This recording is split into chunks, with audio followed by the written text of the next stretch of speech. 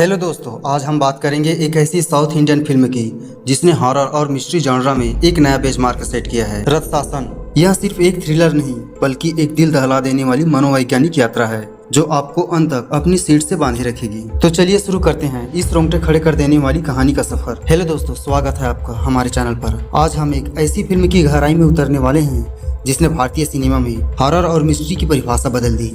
हम बात कर रहे हैं 2018 की तमिल ब्लॉकबस्टर रथ शासन की। अगर आपने यह फिल्म नहीं देखी है तो तैयार हो जाइए एक ऐसी कहानी के लिए जो आपकी रातों को नींद को उड़ा सकती है, और अगर देख ली है तो आइए एक बार फिर से इसके पहलू को समझते हैं। फिल्म की कहानी शुरू होती है अरुण कुमार नाम के एक नौजवान से, जिसका सपना एक फिल्म डायरेक्टर बनने का है। वो साइकोपैथ्स और सीरियल किलर पर बहुत रिसर्च करता है ताकि अपनी पहली फिल्म की स्क्रिप्ट लिख सके, लेकिन किस्मत को कुछ और ही मंजूर होता है। अपने पिता की मौत के बाद पारिवारिक दबाव में आकर अरुण को पुलिस फोर्स में सब इंस्पेक्टर की नौकरी लेनी पड़ती है। शुरुआत में अरुण इस काम को ना चाहते हुए भी करता है, लेकिन जल्द ही शहर में कुछ भयानक घटनाएं घटने लगती है। चेन्नई शहर में 15 साल की स्कूल जाने वाली लड़कियों को अगवा कर उनकी बेरहमी से हत्या की जा रही है। इन हत्याओं का तरीका इतना खौफनाक और अनोखा है कि पुलिस भी हैरान है। हर लाश के साथ एक विचित्र विकृत गुड़िया मिलती है और हत्यारा शरीर पर कुछ खास निशान छोड़ जाता है। अरुण अपनी रिसर्च के कारण तुरंत समझ जाता है कि यह किसी आम अपराधी का काम नहीं बल्कि एक साइको सीरियल किलर का है।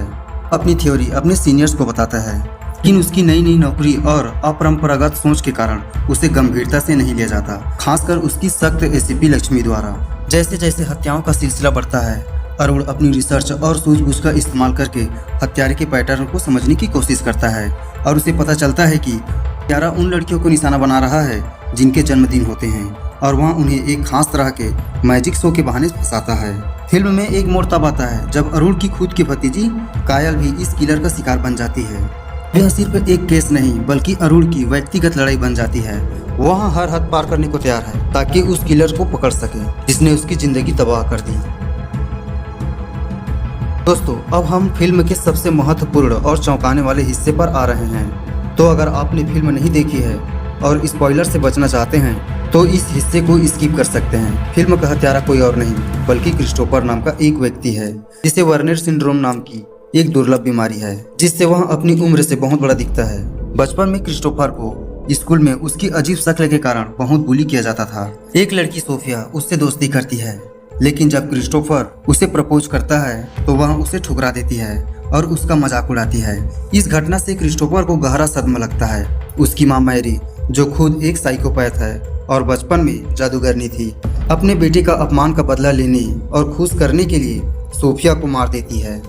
मैरी और क्रिस्टोफर दोनों को गिरफ्तार कर लिया जाता है, लेकिन वे एक दुर्घटना में मारे गए मान लिए जाते हैं। असली सच्चाई यह है कि मैरी और क्रिस्टोफर बच जाते हैं। मैरी अपने बेटे को उन लड़कियों को मारने के लिए उकसाती है जो सोफिया जैसी दिखती है या जो उसे बुली करती है।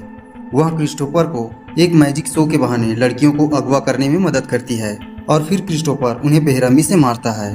अरुण अपनी सूझबूझ और कड़ी मेहनत से आखिरकार क्रिस्टोफर को और उसकी मां तक पहुंच जाता है। फिल्म का क्लाइमैक्स बेहद तनावपूर्ण और एक्शन से भरपूर है, जहां अरुण क्रिस्टोफर का सामना करता है। एक भीषण लड़ाई के बाद अरुण क्रिस्टोफर को मार गिराता है और अपनी भतीजी को बचाता है। अरुण को उसके काम के लिए पहचान मिलती है और उसे आखिरकार एक साइकोपैथ पर फिल्म बनाने का मौका मिलता है, जो उसका बचपन का सपना था। आपको रथ शासन कैसी लगी हमें कमेंट में जरूर बताएं।